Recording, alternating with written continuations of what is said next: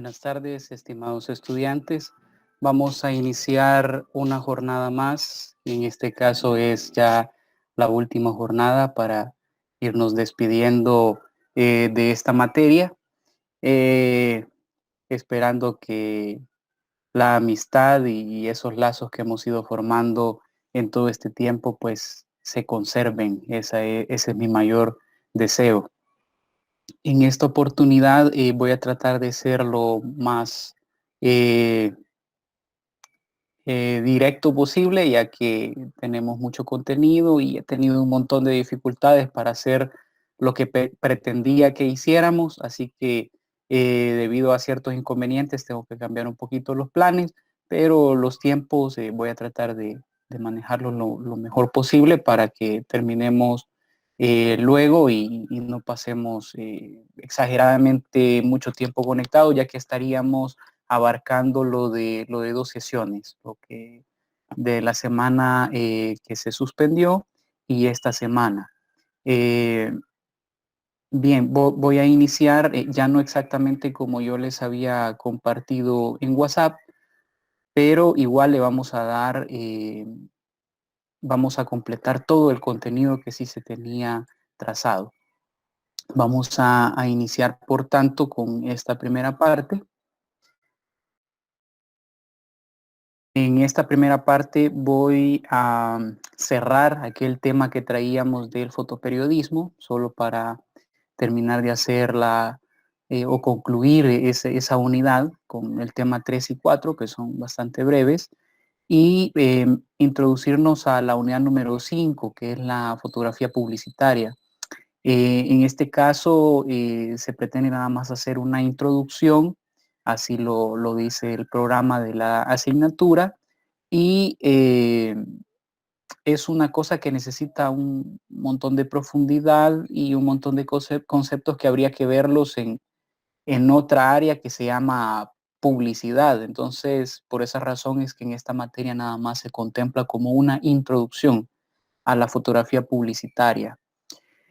Eh, Bien, me voy a saltar esto. Pues estas diapositivas ustedes las tienen ya disponibles, se las subí en un sitio web especial que les he creado para el último periodo, para el periodo número 3, y ahí pueden encontrar la recopilación de todas las clases que se han visto y que entran en el parcial número 3. Asimismo, también se los he compartido en PDF. Bien, hablar de objetividad en la imagen es un tema bastante delicado, podríamos decir. Es un tema hasta cierto punto controversial porque la imagen está comprometida o puede estar comprometida con este tema de la objetividad, ya que se pretende que la imagen sea totalmente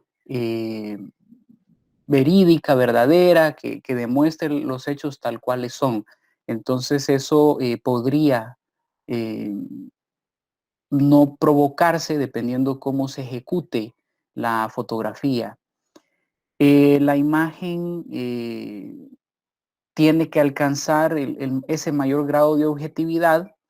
Sin embargo, no siempre se logra. En algunos casos, pues, puede encerrar un sesgo, puede al final estar un tanto matizada como obra personal, en este caso de un fotoperiodista. Por lo tanto, es un reflejo no solo del mundo, sino que también del mundo del autor. Esto lo podemos ver bastante claro en la obra de Carter, en aquella fotografía que ahora ya la conocemos muy bien, que le estudiamos en cierta oportunidad, que una compañera, bueno, dos compañeras, ¿verdad? Una lo presentó como parte de la exposición y otra compañera nos hizo el favor de profundizar un poco más y recordarnos, ya que íbamos a ver una película donde también salió a relucir esta fotografía de Carter, del buitre y el menor de edad. Algunos dicen que es niño, otros dicen que es niña. Sin embargo, si vimos todo el contexto de lo que sucedía alrededor, podía haber cierto matiz, cierto sesgo en cuanto a la fotografía y podría no estar representando exactamente la verdad, porque eso va a depender de la lectura que se haga a la fotografía o de la forma en la que el fotógrafo la concibió y la fotografió. Y como estamos hablando de objetividad acá, a fuerza de ser sincero, por así decirlo, eh, tenemos que estar conscientes, sabedores, que esa objetividad a veces está un tanto comprometida, no se logra por diversas razones, razones políticas, razones financieras.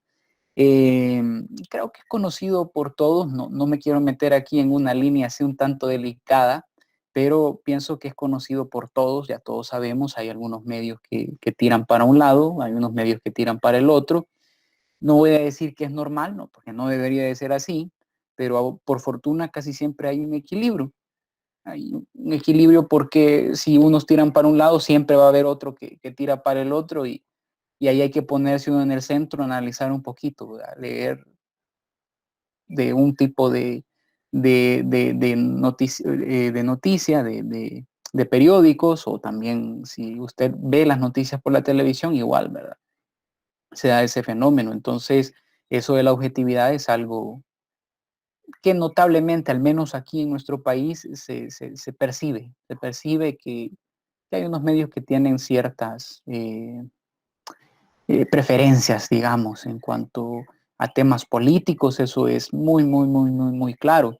Entonces, en la fotografía también se puede dar eso, ¿verdad? De que para cuidar su trabajo, un fotógrafo, y lo voy a plantear de esta manera porque es evidente, insisto, ¿verdad? No quiero hacer ningún señalamiento y es un tema, yo lo veo delicado, pues, porque la intención no es meterse en controversia, simplemente en el caso de poner las cartas sobre la mesa. Y eso es lo que la intención de hacer este comentario. La fotografía se puede prestar para eso. No necesariamente tendría que ser así, pero a veces un fotógrafo para cuidar su trabajo, pues tiene que conservar la línea editorial para la cual está trabajando. Entonces, pues, ni modo, ¿verdad? Se dan ese tipo de cosas. Ya quienes lo hacen, quienes no lo hacen, pues eso ya va a quedar para que cada quien lo investiga y que tenga su opinión, ¿verdad? Yo solo pongo las cartas sobre la mesa y ahí queda el debate servido para en un futuro, ¿verdad? Pero no es el objetivo de la materia. La objetividad para el fotoperiodismo no es una característica que se perciba en la fotografía. Significa sobre todo una búsqueda de actitud que registra la lucha que el periodista hace, en este caso el fotoperiodista, para llegar al alto grado de verismo. Y hay que tener en cuenta de que nunca va a ser la suma total de la verdad. Un alto grado de verismo, eso significa que la realidad o el realismo tiene que estar al extremo, o sea, tal cual sucedieron las cosas. Pero como decíamos, nunca es la verdad absoluta, la verdad total, por ese sesgo que hablamos. Ese encuadre que hace Carter podría prestarse para otras ideas y que el buitre se iba a comer a la niña y ese tipo de situaciones que ya hemos analizado. Sin embargo, cuando ya ampliamos, es que hay que recordar que la fotografía tiene un encuadre. Entonces, eso limita bastante, porque en el encuadre que usted hace, usted traza qué cosas son las que van a quedar ahí encerradas en su fotografía y qué cosas van a quedar fuera de ella. Entonces, ahí hay cosas que podrían quedar afuera que nos darían una mayor claridad de lo que están aconteciendo o de cómo están los hechos, cómo han ocurrido verdaderamente. Entonces, ahí es donde se da ese problema, ese sesgo por el encuadre que tiene la fotografía. Y a veces, como decíamos, podría ser adrede que eso ocurra así, ¿verdad? Entonces, saber elegir un encuadre para lograr ciertos propósitos, pues ahí es donde se logra, en realidad lo que se logra es que el fotoperiodista nos dé su visión sobre los hechos, no necesariamente sea la verdad absoluta, como lo decía en esa diapositiva, ¿verdad? Eso es lo que representa. Ya cuando el detalle, como le decía, es ese encuadre. Recordemos que hay planos. Si yo hago un plano entero, cuando tal vez un plano general que todavía es abarcar más cosas, me daría mayor perspectiva. Y aprovechando ahí, algunos cometían esa duda respecto a los planos, y yo les escribía en esa tarea algún comentario a quien le ocurrió así, ¿verdad? Porque hablábamos de plano entero y sí sacaban de pies a cabeza a la persona, pero dejaban demasiado margen a los alrededores. Entonces eso ya se convierte en un plano general. Entonces es un gran plano general, ya no un plano entero. Un plano entero va exactamente solo el cuerpo de la persona. Entonces, un plano entero versus un plano general puede haber ya cierta diferencia. Puede hacer de que las cosas parezcan como no son, ¿verdad? Porque usted dejó algunas cosas fuera e hizo un plano más cerrado. Entonces, esas son de las cosas que hay que considerar a la hora de hablar de la fotografía y de la objetividad, ¿verdad? Que se pueden dar esos fenómenos. Bien, y como último tema para cerrar esto del fotoperiodismo, vamos a precisar que la fotografía periodística es una forma de texto visual. Es decir, que es una fotografía que aunque toda fotografía es así, ¿verdad? Y principalmente la fotografía periodística tiene esa cualidad, que aunque no tenga letra en su imagen, es una imagen que se puede leer. Cuando hablamos de leer, uno lee texto, ¿verdad? Uno lee letra, pero en el caso de una fotografía es una composición de formas, ¿se acuerdan de las formas en los elementos compositivos de la imagen? Entonces es un conjunto de formas, de colores, de planos, y eso no es letra, pero sin embargo lo podemos leer gracias a toda la simbología que estas formas, que estos colores están representando. Y aquí hay que decir algo muy particular cuando decimos que la fotografía periodística es una especie de texto visual, y es que necesita un contexto social. Entonces, cuando en aquella fotografía de Carter usted ya tiene ese contexto social, usted tiene una mayor claridad y puede leer mejor este llamado texto visual. De lo contrario, usted podría equivocarse por tener o no disponer del contexto social. Por lo tanto, se dice que sin contexto social no significa nada, la fotografía. Usted la ve y podría equivocarse, necesita el contexto, todos esos elementos que quedan fuera de ella, que sostienen los hechos y que le van a decir realmente cómo han sucedido, ¿verdad? Entonces, para leer bien ese texto visual llamado fotografía periodística, necesitamos un contexto social. Así lo podríamos concluir. La fotografía, como no es un mensaje aislado, necesita de un entorno y que está construido por una leyenda, un titular, un texto escrito, que hacen una unidad, es decir, hacen un todo. Por lo tanto, el texto debe establecer armonía con la imagen. Eso es bastante crítico, ¿verdad? Los dos tienen que estar en sintonía. De modo que el texto nos va a conceder cierta información que no se percibe en la imagen. ¿Qué información? Por ejemplo, el texto suele contestar, y digo suele porque esto no es una cosa, una receta así bien estricta, pero el texto suele responder preguntas como cuándo y por qué. Y las preguntas qué, quién, cómo, dónde están generalmente resueltas por la imagen. Entonces, usted ve la imagen y yo sé que les ha pasado a muchos de ustedes, ven una imagen de algo que sucedió, de alguna persona, y cuando ven alrededor, dicen, hey, este lugar lo conozco. Ah, sí, ya sé, es tal lugar o es el parque de tal municipio, qué sé yo. Entonces, en la imagen usted tiene ahí muy evidente el dónde. No, nadie le dijo, ¿verdad? En dónde está, pero si usted lo reconoce, usted fácilmente dice, ah, eso es en tal lugar. El quién igual, ¿verdad? Si usted reconoce a las personas, usted dice, ah, sí, este es fulano.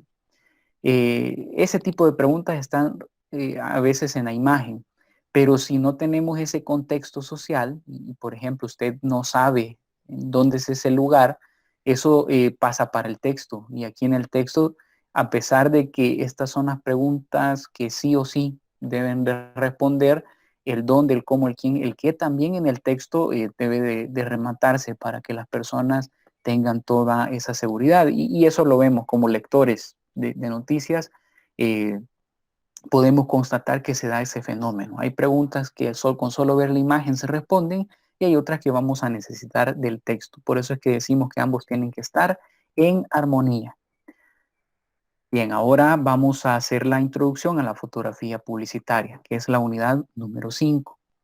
Los objetivos que se pretenden alcanzar es que conceptualicemos la fotografía publicitaria a fin de que comprendamos cuáles son los intereses, objetivos de estudio y diferencias con el fotoperiodismo. Eso lo vamos a resolver a continuación.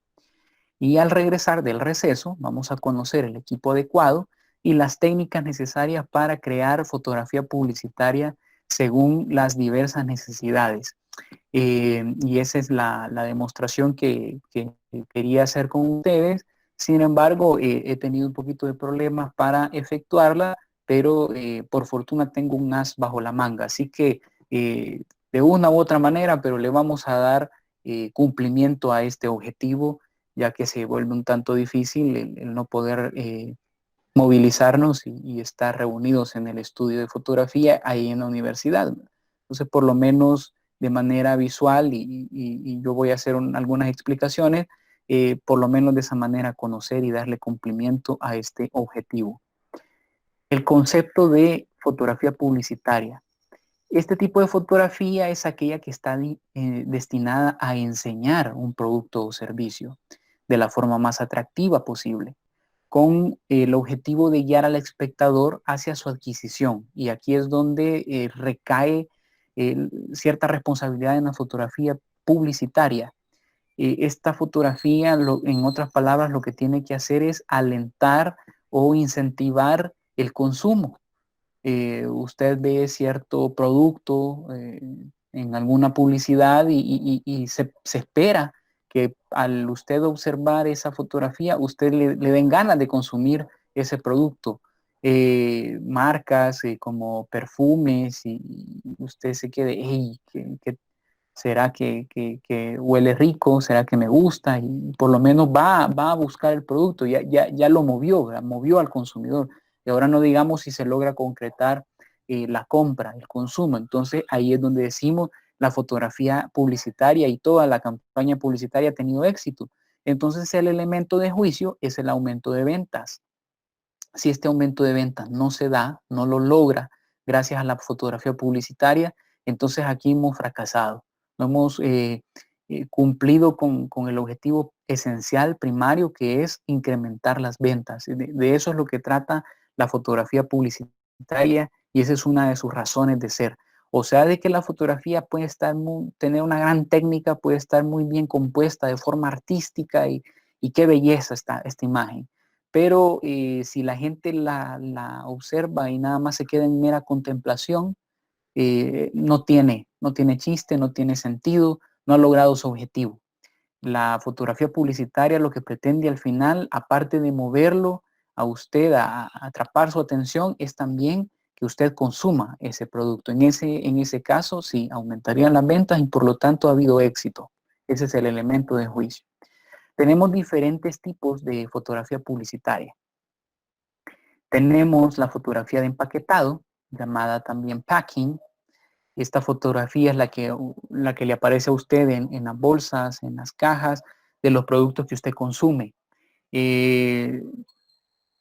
Tradicionalmente ha sido fotografía muy bien elaborada, y digo muy bien elaborada porque si la fotografía no se ve bien, si la fotografía no se ve atractiva, entonces usted no le va a motivar tan siquiera volver a ver ese producto. Entonces el empaquetado son una de las tantas cosas que se cuidan mucho para poder vender y por lo tanto ahí tiene que estar una buena fotografía. De lo contrario, pues no podría no lograrse ese objetivo. Así que la fotografía de empaquetado es muy delicada en ese sentido porque también al espectador debe de provocarle, debe de incentivarle el consumo de ese producto. Y digo que también aquí hay que mencionar algo. La fotografía de empaquetado ha caído un poquito y ha empezado a ser sustituida por modelos tridimensionales, en donde si usted piensa, por ejemplo, en una caja de cereal, que es un ejemplo clásico que yo pongo, ya no necesariamente es una fotografía de aquellas hojuelas de maíz, de aquel plato con la leche, sino que se crean modelos tridimensionales para que las cosas luzcan perfectas. Y si usted es visualmente crítico y observa esas cajas de cereales, ahora la fotografía no es real, es una fotografía sintética, ha sido artificialmente creada por computadora. Tenemos la fotografía de vallas publicitarias, aquí podemos agrupar varias formas de publicidad. Tenemos las vallas publicitarias que en inglés le conocen como billboard y los británicos le conocen como hoarding. Son, es publicidad que está estática en espacios públicos. Aquí podemos agrupar las marquesinas, que se pueden dividir en MUPI, que es el mueble urbano para la presentación de información, y el OPI, que es el objeto publicitario iluminado.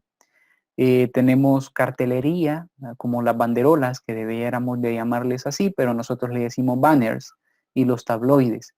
Si usted observa, aquí pongo un ejemplo de una valla publicitaria de El Salvador, en donde hay una empresa que se está promocionando y si usted lo observa, todo tiene que estar muy atractivo desde la imagen, ¿verdad? Tiene que estar muy bien elaborada y también el texto. Dice, los salvadoreños mordemos las orejas por placer.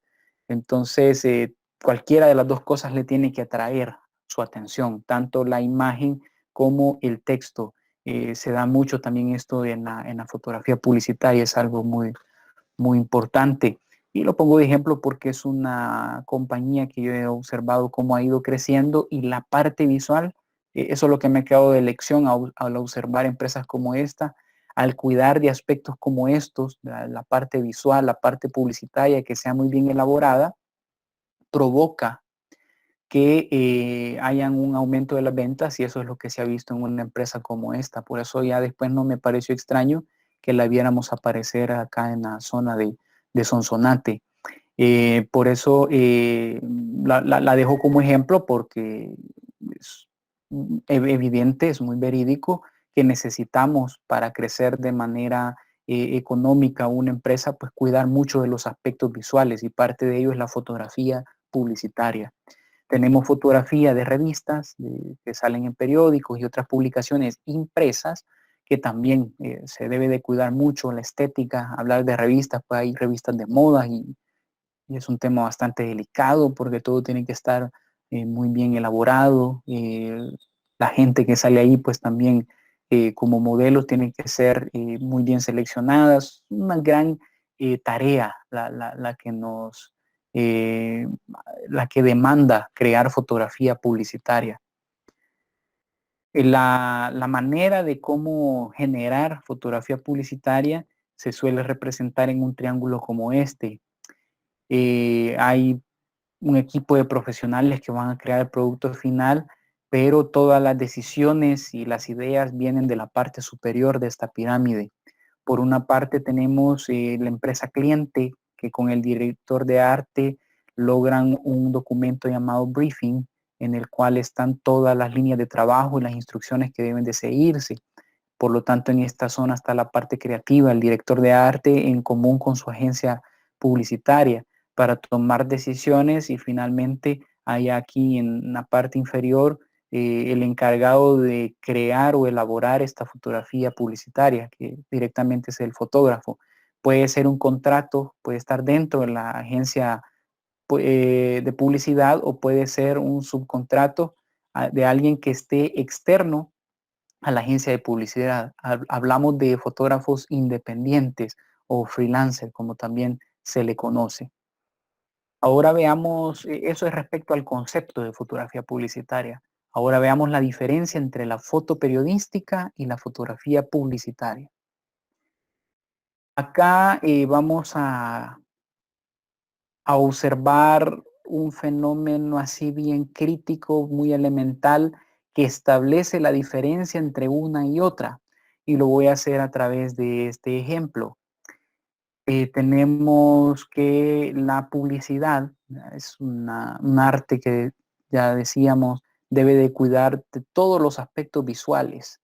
Desde el más mínimo hasta el más grande, todo tiene que lucir de una manera perfecta. Y un ejemplo clásico que yo pongo es, por ejemplo, el de una hamburguesa, en la cual cada uno de los elementos que se ve en esta fotografía ha sido perfectamente seleccionado o cuidadosamente seleccionado a fin de tener lo mejor posible cada uno de ellos. Y resulta que hay elementos o hay eh, parte de los eh, componentes que forman este producto llamado hamburguesa. Resulta que parte de ellos pueden deteriorarse con el tiempo y cuando se está fotografiando, pues van perdiendo sus propiedades. Por ejemplo, hablar de una lechuga pues puede al final estropearse, verse oxidada y no queremos que eso luzca de esa manera en una fotografía publicitaria. Eh, la carne pues tiene que verse apetitosa, tiene que verse sumamente bien cocida y cada uno de los elementos que usted observa han sido hasta, parecen que ha sido pintado, ¿verdad? Porque todos están muy perfectos y muy bien ubicados.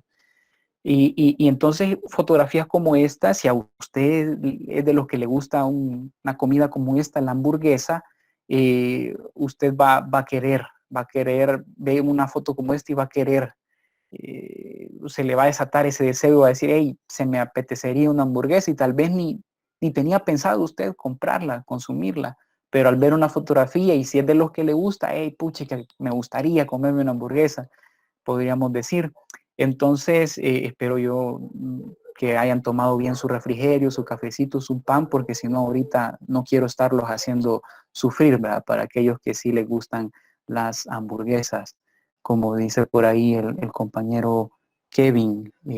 Bueno, ahí él está haciendo promoción, ¿verdad? De una hamburguesería, digamos. Así que otro comentario que me perdí por acá, no he podido estar muy pendiente del chat, pero en la medida que de lo posible sigan escribiendo, yo le voy a dar lectura.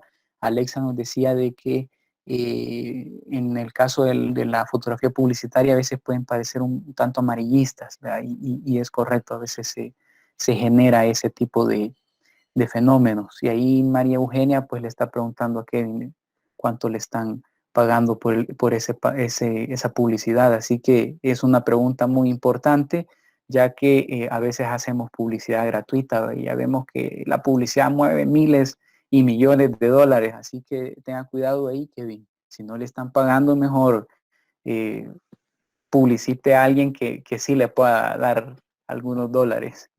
Bien, entonces decíamos algo como esto, al amante de la hamburguesa, como creo que lo es Kevin o ha de ser Kevin, pues quizás ya le motivó a comerse una. El problema es que esto es fotografía publicitaria y ya cuando nos acercamos al lugar y nos venden el producto, lo que nos ofrecen es esto, ¿verdad? Y pues ni modo, son de las cosas que suelen ocurrirse y son de las sorpresas que nos llevamos en la vida, ¿verdad? La vida te da sorpresas y pues ni modo. Como dice Irma Susana, pues son cosas reales que se dan, no estamos mintiendo, son cosas que se dan y no quisiéramos que fuera así, pero de eso se trata la publicidad. Eh, no es por hacer mala fama o hablar en mal, pero es normal que se dé, porque la fotografía publicitaria es algo caro. La verdad es que es algo caro. Toda la publicidad en general es algo caro.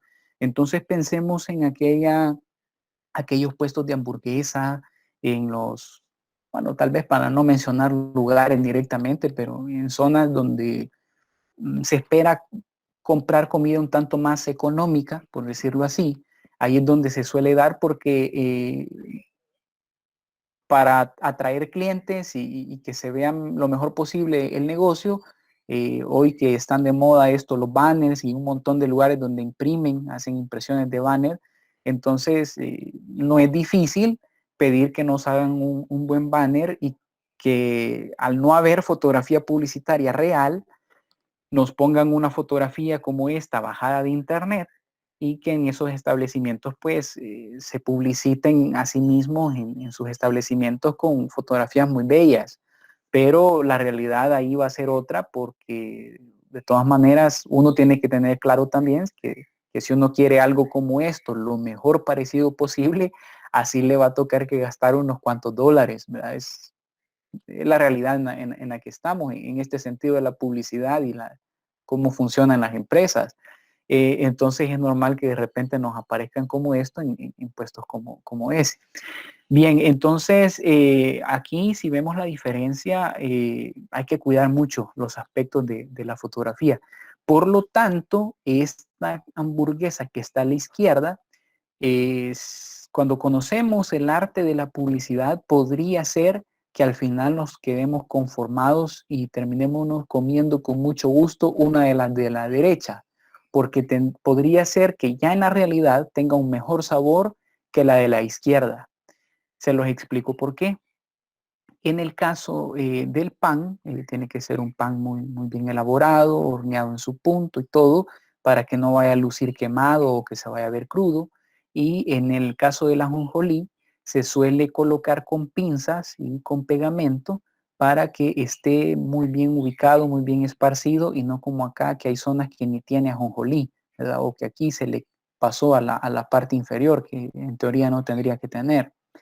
La lechuga, como se oxida y al estar expuesta con las luces del estudio, el calor y todo eso, para evitar esos fenómenos, los grandes fotoperiodistas, hablo de estas marcas que dan miles de dólares para publicidad y no sienten ni cosquillas, entonces pueden darse el lujo de recurrir a técnicas como mandar a hacer un material plástico para que tenga esta forma de lechuga, de tal manera que no se vaya a oxidar y que quede muy bien colocada, que sea muy bien manejada y todo, ¿verdad? Y que aguante todo el tiempo que usted quiera tenerlo ahí. Lo mismo podría ocurrir hasta con el tomate.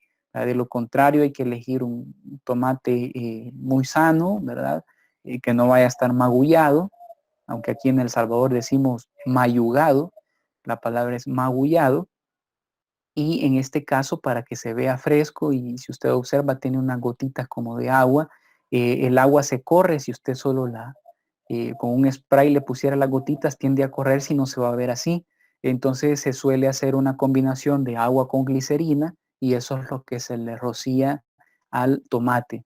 Y de ahí todos los componentes igual, ¿verdad? Hay que tenerlos muy bien seleccionados, muy bien cortados, limpios, etcétera. Y en el caso de la torta, el gringo a esa es la que le llama hamburguesa, ¿verdad? La torta de carne. En el caso de la hamburguesa, pues también podría ser artificial, como podría ser una torta de carne hecha especialmente para la fotografía, que esté en su punto, que no se vaya a ver cruda, que no se vaya a ver quemada, y para darle ese aspecto de jugoso, puede recurrir a cualquier tipo de material. En algunos casos le echan una especie de laca a la torta de la hamburguesa para que se vea así bien jugosa. Entonces, al final, como les decía, esta fotografía que ustedes están viendo podría ser de una hamburguesa que no es comestible por todos los elementos, incluso algunos de ellos tóxicos que puede contener. Entonces, eso es lo que sucede. Veamos acá en los comentarios, ¿no hay alguna duda? No, como dice Irma Susana, aquí estamos en un versus de expectativa y realidad. Bien, entonces al final, como les decía, tal vez esto sí, por ser comestible, hasta puede tener un mejor sabor que lo que vemos en realidad en la publicidad, pero son de los recursos de la que la publicidad se vale para hacer su trabajo. Entonces vamos a resumir parte de ello y establecer la diferencia de esta forma. Por un lado tenemos el fotoperiodismo, por el otro lado tenemos la fotografía publicitaria. Y las características de cada una de ellas radican en un punto que tiende a converger. Por un lado, el fotoperiodismo está comprometido con la realidad y en el caso de la fotografía publicitaria no está comprometida con la realidad.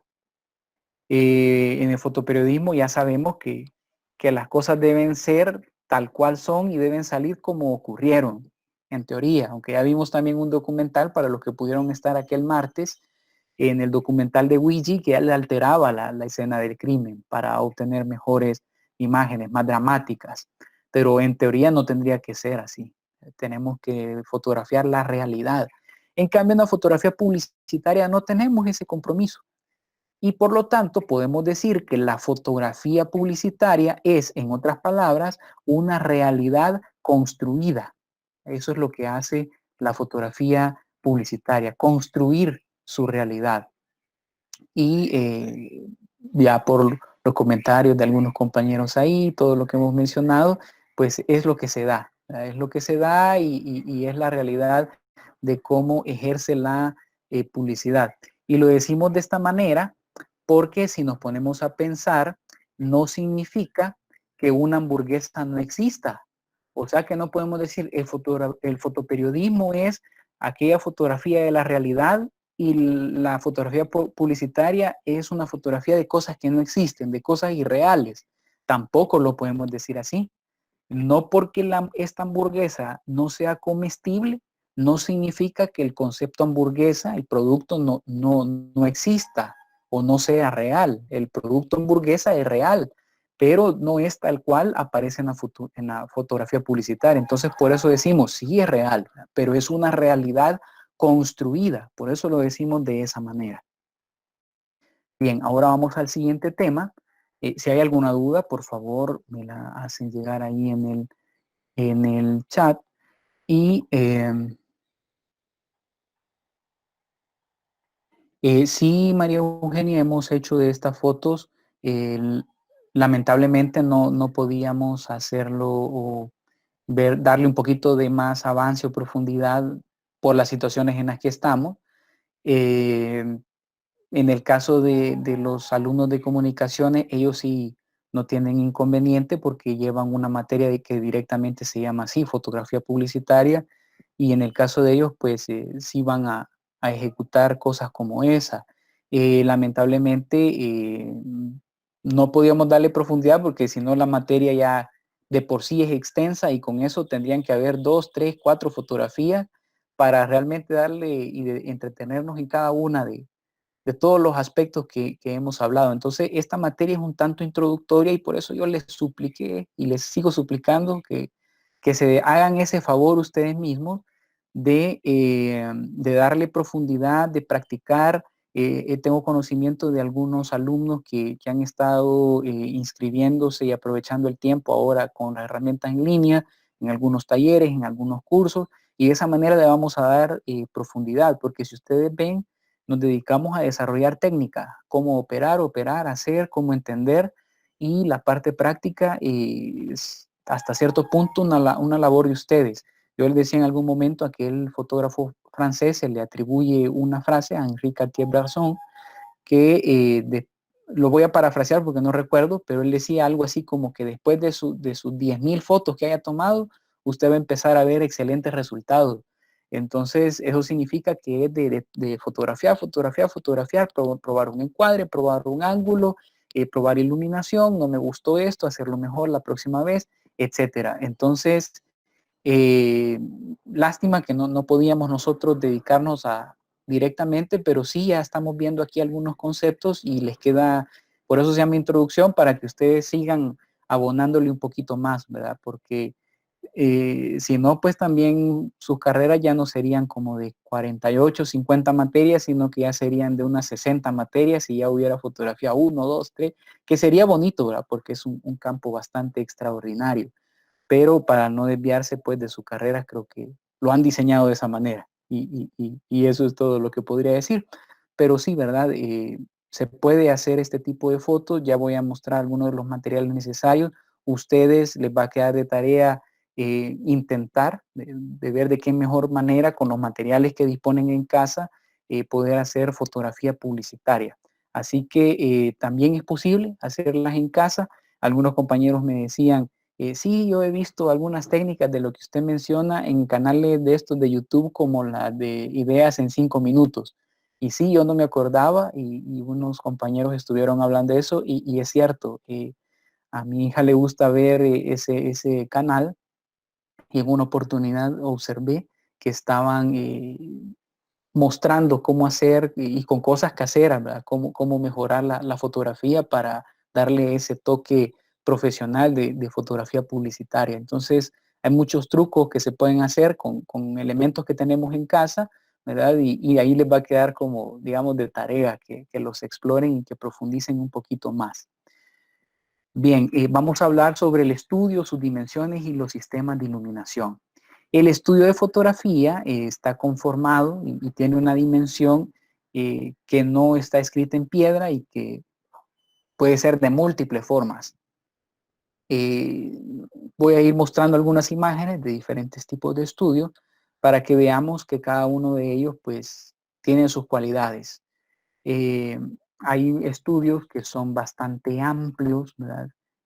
Son más costosos, ¿verdad? Porque es un espacio que hay que comprarlo o estarlo pagando y tener suficiente movilidad, suficiente equipo. Aquí hay un montón de iluminación, casi que la vida y por haber, e incluso me encanta en este ejemplo porque ah, hay que considerar que estamos trabajando con personas y si son modelos, por ejemplo, ya sabemos que en fotografía publicitaria se da mucho eso, el uso de modelos.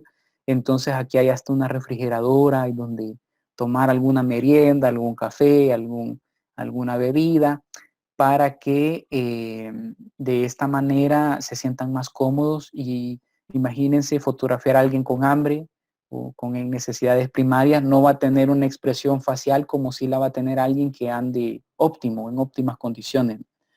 Eh, bueno, ahí nos decía Irma de que también ella ha visto cómo hacen las fotografías. Me imagino que se refiere a las papas fritas, ¿verdad? Las papas fritas para que se mantengan en su lugar correcto. Bueno, de hecho, la hamburguesa en su interior, para que las cosas queden fijas, llevan palillos, ¿verdad? Igual que lo menciona ella. Llevan palillos para que no se muevan de su lugar y que se mantengan ahí fijos, ¿verdad? Y que no, de repente no vaya a salírsele ahí un pedazo de tomate y que ya le estropeó la fotografía. Así que gracias ahí por su comentario.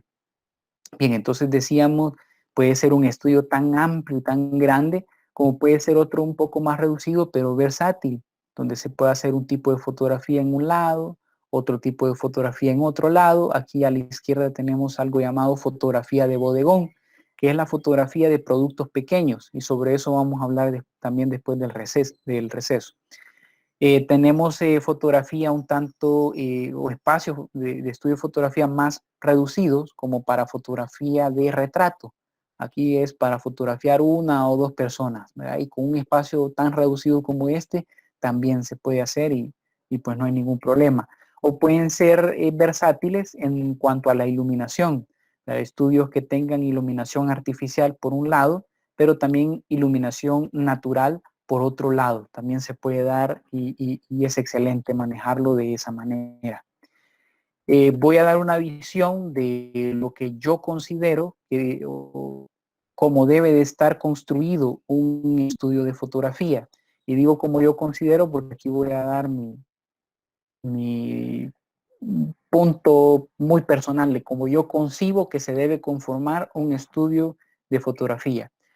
Para mí, lo esencial es primero elegir el tipo de fotografía, porque gracias al tipo de fotografía yo sé qué tipo de materiales, qué tipo de equipo voy a necesitar, porque hay un tipo de fotografía que tengo que acercarme mucho y no puedo usar telefotos, por ejemplo, tienen que ser gran angulares, fotografía que voy a necesitar, por ejemplo, mucha iluminación artificial, entonces voy a necesitar más equipo. Entonces, elegir el tipo de fotografía para mí es de lo primero que se tiene que elegir, si no es lo primerito, porque la mayoría dice, primero tengo que ver para cuánto me alcanza lo que voy a comprar.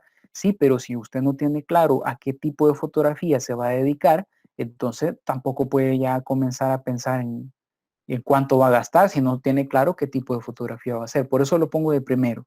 A continuación, sí, pues es una realidad, el presupuesto, tenemos que considerarlo, porque el presupuesto es base para elegir el mobiliario y el equipo fotográfico.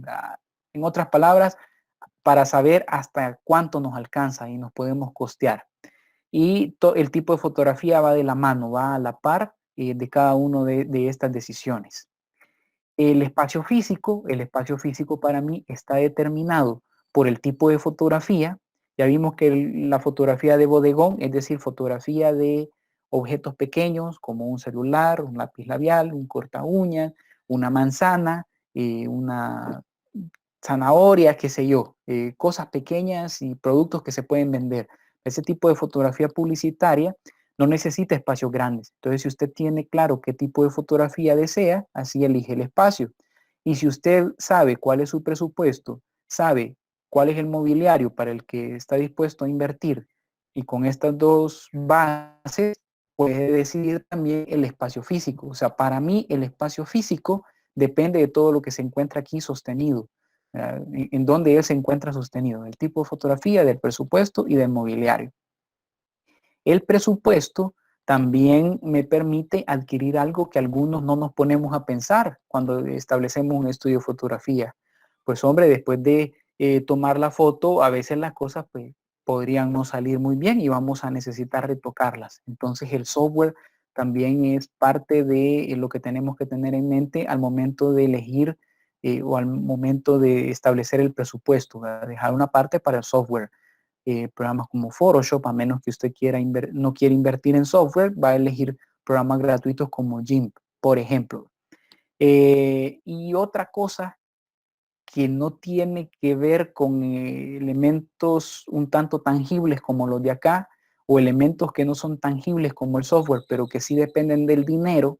Hay algo que no depende del dinero y tiene que estar aquí a la par, acompañándole en todo el proceso. Y es algo que no puede ir usted a la farmacia, yo siempre lo digo de esa forma, no puede ir a comprar sus 2 o 3 horas de creatividad. Es algo que es muy interno, es una cosa muy suya y exacto, Kevin ya lo había notado, ¿verdad? Nos hace falta un poco de creatividad para establecer todo este proceso, porque usted puede tener, y yo conozco gente así, ¿verdad? Eso es común, ¿verdad? El hecho de ser creativo es una cosa bien profunda, pues, y que necesita mucho ejercicio, hay gente que es muy creativa y habla sobre eso y dice, yo lo que hago es que me levanto temprano, salgo a caminar.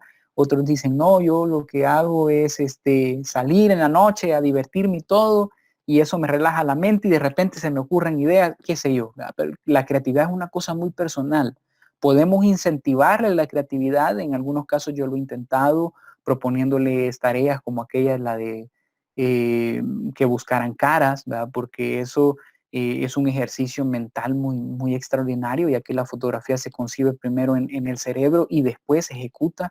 Entonces ahí va un proceso muy creativo, pero uno los puede incentivar a tener creatividad y otra cosa es de que usted haga el esfuerzo y que busque los canales que le permiten llegar a esa creatividad. Es una cosa así muy personal, pero tiene que estar presente.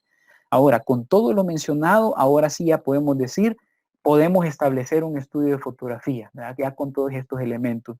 Esta es mi visión muy personal de cómo conformarlo. Bien, ahora hablemos del equipo adecuado para el estudio de fotografía. Algunos de ellos ya los conocemos, ya hemos hablado e incluso tuvimos la oportunidad de operarlos ahí en el estudio de fotografía antes de que toda esta situación sanitaria sucediera. Para poder hablar de ese equipo, necesito primero hacer una referencia de la iluminación que tenemos. La iluminación viene de 2 fuentes principales, fuente natural o fuente artificial. Pues natural nada más es una fuente, que es el señor Sol, es nuestra fuente de luz natural y por lo tanto hablar de fotografía con iluminación natural, esto es nada más de día. Y de noche para aquellos países que son 8 o 9 de la noche y tenemos un sol como de 5 de la tarde, ¿no? Si se encuentra en un país como ese, pues también de noche puede hablar de luz natural. De ahí, pues nos queda nada más la luz artificial y esta puede ser continua o discontinua. La continua es aquella que proviene de fuentes que su propósito es que se mantengan encendidas, como una vela. Si usted la enciende, no es para estarla encendiendo y apagando cada rato. Un bombillo igual, ¿verdad? Menos mi hija, la más chiquitina, pues a ella le gusta estar encendiendo y apagando los interruptores, ¿verdad? Eso le fascina. Entonces, ese es otro concepto, ya no es continua la luz, pero no es ese el propósito de un bombillo, de una lámpara. Usted lo enciende y el propósito es que se mantenga ahí encendida, ¿verdad? Entonces, por eso le llamamos a eso iluminación artificial continua. Y en el caso de la iluminación artificial discontinua, es de aquellos equipos electrónicos como los flashes o las luces estroboscópicas que usamos en los estudios de fotografía para tomar la foto y no necesita usted que se mantenga encendida todo el tiempo. Entonces solo es un destello el que se da y se apagó, ¿verdad? Por eso le llamamos discontinua, iluminación artificial discontinua. Y podemos disponer también de momentos en los que nos podemos auxiliar de ambas, tanto una continua como tanto de una artificial como natural.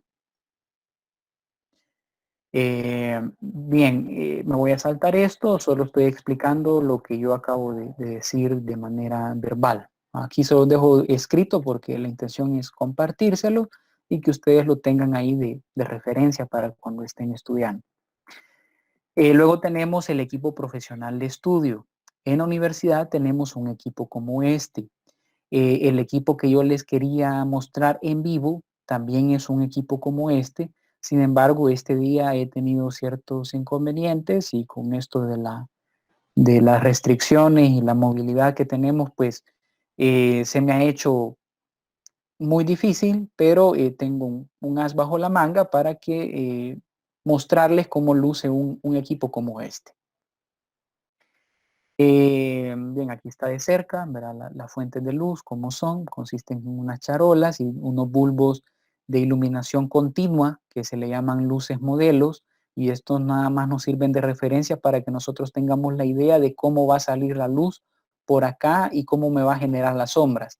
Y hay otro bombillo que es el que hace el destello, esa es la luz discontinua, es una luz más fuerte y que solo se va a encender en el momento en el que usted presiona el disparador, hace el destello y se apaga.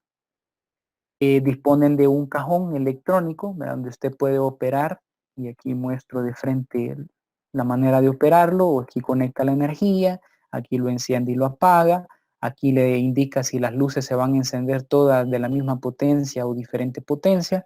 Este es para encender o apagar esa luz modelo, que solo es una luz guía para saber cómo va a salir la luz y uno establecer a dónde va a haber sombra, a dónde no va a haber sombra, a dónde necesita iluminar, dónde no, etcétera.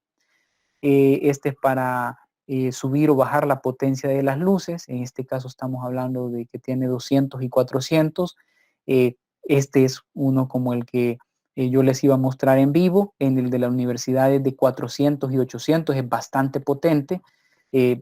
Lastimosamente ya no lo pudimos conocer, ¿verdad? Pero por eso se los estoy mostrando por lo menos así, por foto, ¿verdad? Y yo tengo una grabación de mi equipo para que mostrárselos también de cómo luce ya en la realidad. Aquí tenemos un piloto, una luz que nos indica cuando ya el equipo está listo y podemos disparar. Y aquí tenemos 4 conexiones para conectar 4 luces diferentes e iluminar desde 4 puntos distintos. Este es un tablero porque decíamos que la luz puede ser toda igual o pueden ser diferentes potencias. Cuando usted lo ocupa con diferentes potencias, a un costado usted tiene un diagrama que le dice, mire, una potencia van a ser de 400 y otras luces van a ser de 300. Si usted pone tantas luces, bueno, y ahí le va dando todo, ¿verdad? Solo lo pongo para que veamos lo sofisticado, lo bien preparado que puede estar un estudio, eh, un equipo de iluminación de estudio. Entre el resto del equipo que necesitamos para hacer fotografía, como la publicitaria, obviamente está una cámara fotográfica. No pongo una foto porque ya la conocemos. necesitamos trípodes, estos también estuvimos observándolos en el estudio. Los flashes, ¿verdad? Como el que ya trae la cámara o también podemos ocupar uno externo. Las sombrillas, ¿verdad? Que estas sombrillas las ocupamos en los estudios y vienen de dos formas generales. Esta de acá se llama sombrilla de rebote. Consiste en que usted pone la luz de estudio, rebota en el interior de la sombrilla y es de un color plateado o dorado. Eso permite que rebote y salga en a otra dirección. Entonces al sujeto lo pondríamos en el lado izquierdo de esta sombrilla. Para que lo tengamos, digamos, un tanto más claro, vamos a hacer por acá un pequeño dibujo. Entonces la persona, estos son mis dibujos así bien rebuscados, ¿verdad? Pero la persona nos quedaría aquí al lado izquierdo, ¿verdad? Imagínense, la luz sale hacia la derecha, hacia allá, rebota en el interior de la sombrilla y el rebote es el que le da al sujeto.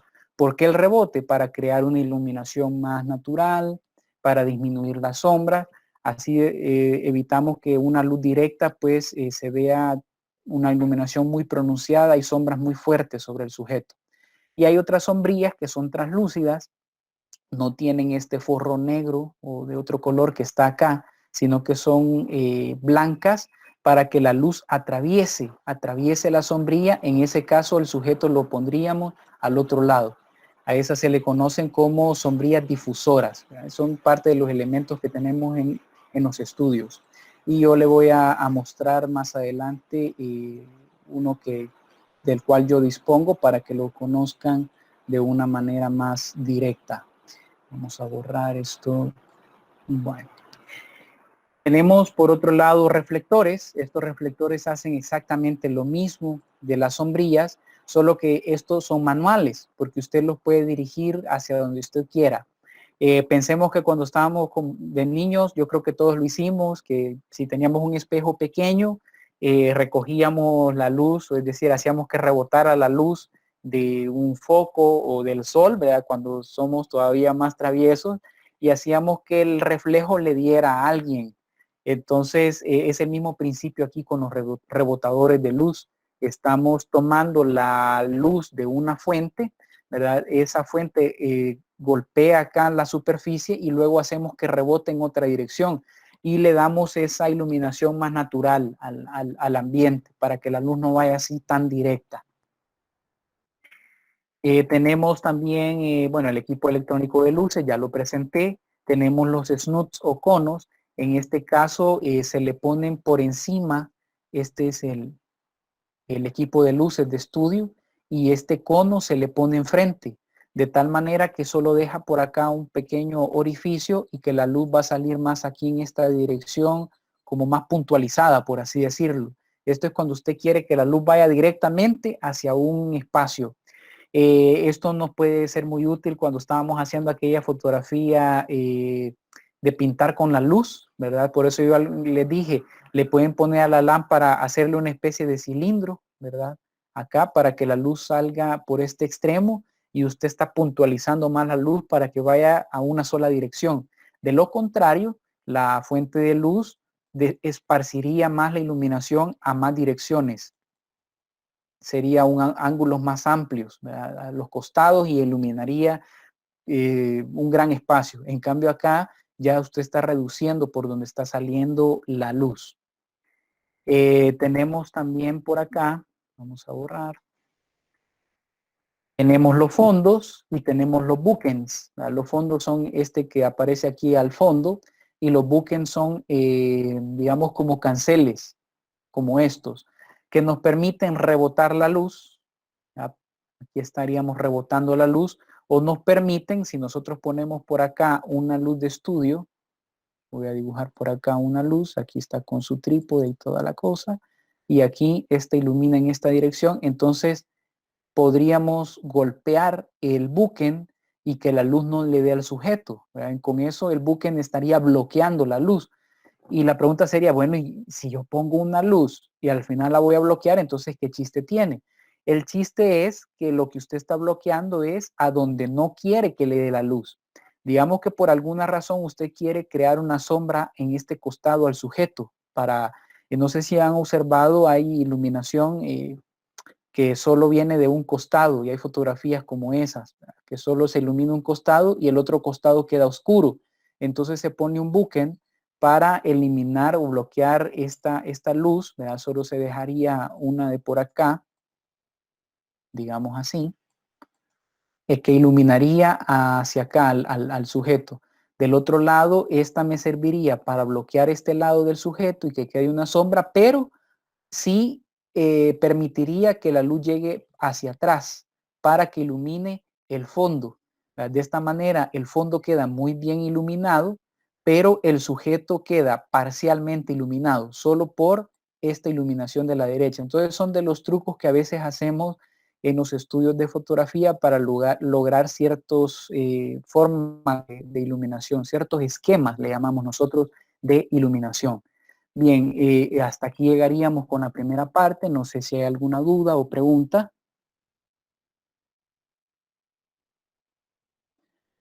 Vaya, si no hay ninguna duda o pregunta, como esta es la última clase y pues algunos casi no los he escuchado, algunos sí han participado en las evaluaciones, eh, voy a pedirle a un compañero o compañera que me haga una breve conclusión, o más un minuto, de lo que hemos hablado en esta primera parte. Y digamos, miren, se desconectó a la persona que había seleccionado. Se acaba de desconectar. Bien, entonces vamos a elegir a Jocelyn Andrea para que nos haga así una breve conclusión de todo lo que hemos aprendido en esta jornada antes de pasar al receso. Ajá, Jocelyn Andrea, puede compartirnos algo así de forma breve de lo que hemos hablado esta tarde. Jocelyn Andrea. Vamos, ya la están apoyando por ahí. Mire, Jocelyn, eso, ya abrió el micrófono. Ya, buenas tardes, ingeniero. Buenas tardes, sí, cuéntenos. Bueno, en parte como una conclusión en lo que yo veo en lo de la fotografía publicitaria, como usted bien lo dice, muchas se utilizan, ¿verdad? Así como no de que exactamente, uno como consumidor la compra, se ve atractivo, pero quizás a lo largo de que uno, bueno, como joven también, ¿verdad? Investiga y todo eso y uno al final no se da cuenta, ¿verdad? Pero muchas veces caemos en eso de lo de la fotografía publicitaria porque compramos, o sea, esa es la intención, ¿verdad? De la empresa, Sí, atraer al cliente, atraer más, promover más ventas, emprender más ventas y generar mayor ganancia para la empresa. Entonces, como una conclusión sería en que sí, eh, en, en parte, y se podría decir que para una empresa es recomendable aplicar como una estrategia para priorizar sus ventas, implementar la fotografía publicitaria para poder asimismo como establecerse, ¿verdad? En un mercado, para poder ella, que su marca, calidad y así también muchas cosas que van dentro de eso de la promoción, de promover las ventas, ¿verdad? Sí, como usted bien lo dijo al principio de la clase, lo que es, no me acuerdo bien la palabra, pero que dijo que era el aumento de ventas, del propósito de esta fotografía, ¿verdad? Entonces, en conclusión, yo lo siento así, en parte que todo eso va en lo que es en mayorizar ventas, como usted bien lo dijo, y porque es una estrategia bastante utilizada actualmente. Muchas estrategias ya grandes, empresas ya ubicadas están aún utilizando esa estrategia de por medio de una fotografía, decir de que la gente diga, no, yo eso lo necesito, porque es lo necesario que yo tengo que tener. Entonces, ahí es cabal como, como dice, podría decir que con una pequeña cosita nos dicen, pon, ya, lo tienes que comprar. Entonces, así, correcto. ¿verdad? En parte yo siento eso, lo considero como una conclusión y sí, esto sería todo, ingeniero. Excelente, muchas gracias por su participación, Jocelyn, y concuerdo con todas sus opiniones, ¿verdad? Tiene un gran impacto la fotografía publicitaria y me va a quedar ahí de tarea profundizar porque yo sé que muchos a veces andamos en el entorno emprendedurismo y todo eso y una buena fotografía pues puede motivar a que consuman más nuestros productos. Bien, vamos a hacer un receso de unos 10 minutitos debido a la situación que les comentaba. Eh, Primero, no quiero robarles mucho tiempo, pues sé que algunos pues pueden incurrirles en un gasto estar en una videoconferencia. Entonces lo que vamos a hacer es lo siguiente, nos vamos a tomar un receso de 10 minutos, ya doy exactamente a qué hora regresamos y para dar la conclusión de la última parte teórica de la materia y la parte de demostración que yo les mencionaba, pues les voy a proporcionar el video que tuvimos el día de ayer con el otro grupo, donde yo les explicaba y les mostraba parte del equipo. Hoy tuve inconvenientes, más que está lloviendo también, ya no me pude trasladar hacia el estudio para mostrárselos, así que yo les voy a compartir ese video y que después ustedes lo puedan ver en el momento que más consideren propicio para ya no alargarnos demasiado este día. Y pienso yo que si era lo mismo, pues creo que ustedes me van a saber disculpar, pues si yo les proporciono el mismo material que teníamos con nosotros compañeros. Así que vamos a regresar a las 6:28, ¿verdad? Y vamos a hacer una pausa y regresamos también con el otro código de la asistencia. Nos vemos otro ratito.